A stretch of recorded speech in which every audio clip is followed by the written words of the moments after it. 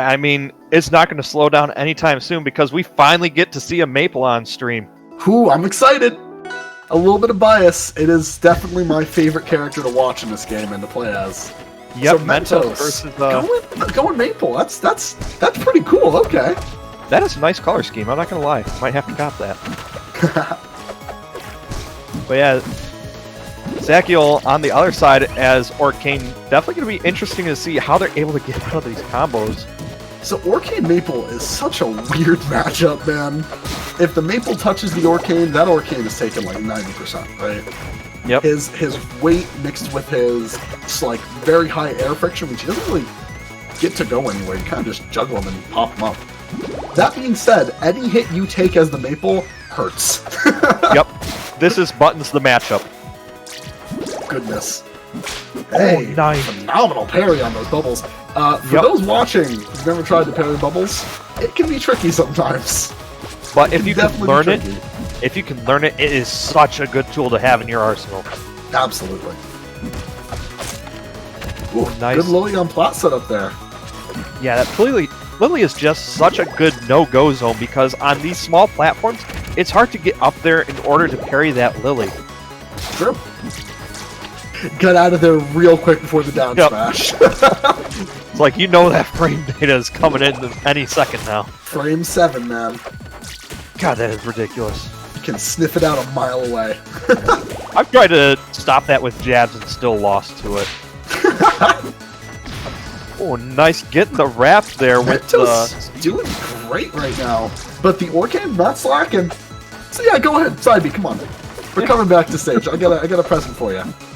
Yeah, I mean, that's the thing about Orcane. If they can get going, they can just rack up damage so well, like you said earlier on, and we'll see if they're able to get something here. No, good DI out, gonna keep Mentos safe here. But still put in this disadvantage state. We have a tether potential. I love that idea because you're Orcane.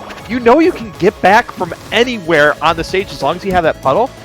But Maple, she has to tether to you. So while you're off stage, until Orcane goes back to the stage, you're in danger. It's very, very true. And this is a close game. Yeah, I mean, if Zachial can get some momentum going here, it looks like they might have found some opening. They could definitely bring this back. Well, absolutely. Ooh, went for a hard call out there, and then they both went for down tilt, but Orcane's down tilt's a little bit bigger. He's got that dolphin tail, you know? Oh, looking for the roll out there to get out of the damage, but Mentos keeping their wits about him going in, and that wrap. No!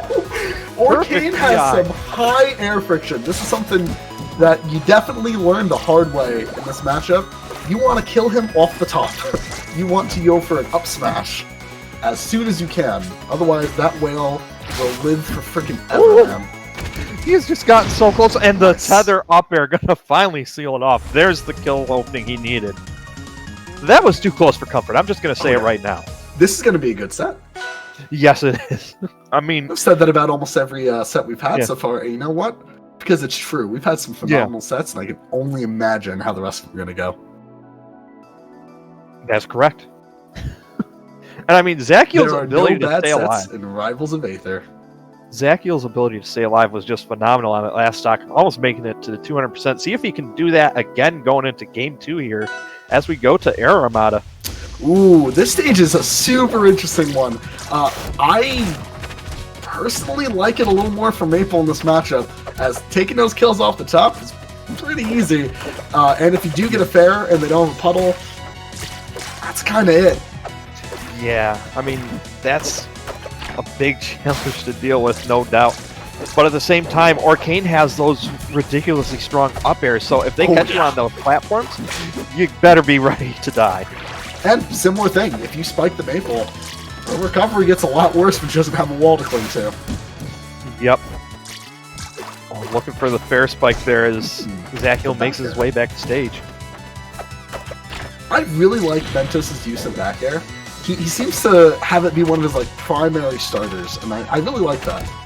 It's a super strong tool for that. Yeah, it's a good multi-hit that just stays out for a long time, so it creates a lot of openings for Maple. And that hit one just sends at a great angle. Okay, any hit that happens on that top platform from either of these two could be a stock. Yeah, that's a scary thing because it's like Maple, that's asking for an up air tether up air, but for Orcane, that's just asking for up air city. Oh yeah. There we go. Gets the parry on the Lily, so that's going to be deactivated for a while, so not going to see another one planted for a bit. That's an interesting thing, too. You can always try to just air dodge through Lily or trigger it through other means, but parrying it really is the best option. It'll stop them from placing the Lily down, and it'll also make it so that, well, you have some invuln. Good way to get into neutral. Cool. Definitely using these puddle-boosted strongs in order to just outspace Maple right now. That range is a big thing. Maple's got some stubby little raccoon limbs aside from those strong attacks, so... Yeah, it has to rely on the vines, and there's that up air on the top platform that you have to look out for. Very, very nice from Zach. Here we go. Here's the Arcane Vortex, keeping it going. Good 40% damage coming out there. Ooh. Okay. Shout out to the sound design on some of these like hitbox noises.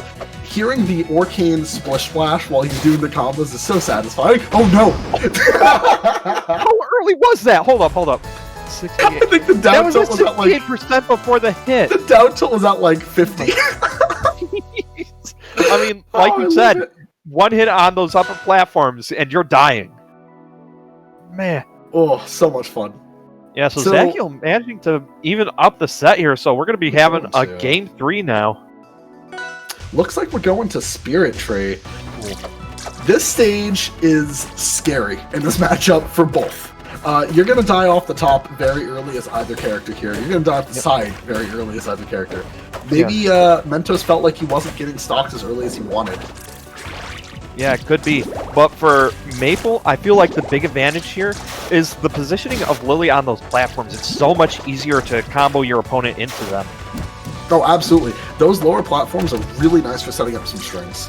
And the overhanging platform helps her recovery quite a bit, and lets you push people into the blast zone easier. I like a little patience there. Kind of wait out what option they go for. Oh, not going to wait for that up front, though. That was a really cute read. Yep. Oh, speaking of reads, good parry on that down air. It is a common thing for Maple to go for because she doesn't really have too many options to keep her safe when her opponent's below her. And something you gotta call out. It's tricky to react to, but you can definitely react to the spacing of the player. If you think they're gonna do it, it's a pretty safe bet. Oh, had the right spike, but I was afraid. Okay, Zachy is controlling the stage right now, but it really only takes one tilt to turn that around, huh? Yeah, I mean, with Maple, all it ever takes is one hit. Really holding on to that strong, though. Okay. Here we go.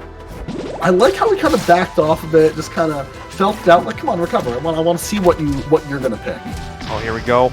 Nice. Yep. For the Nair, if you're holding up to try to fall out of the up air, the Nair will kill you. Yeah, and that's always the scary thing about when Maple tethers too. It's a mix-up with what they're going to do. It's essentially a 50-50 you're trying to survive. Kind of became a little bit of a slobber knocker. Just got moves thrown out left and right here. Yeah, but these bubbles definitely a good way to keep your opponent away from you. But the problem is when they're on a platform, or even off it, it's easy to react to apparently. Mentos' bubble parries have been really good this set. He's only gotten 2, but they were both nominally spaced. And I honestly think the bubble parry is what set up that last game to be in his favor. I mean, like we said, game 1, you learn those bubble parries. It's going to take you miles in that matchup because it essentially just says to your opponent, "No, you can't just use bubbles willy-nilly. Stop it."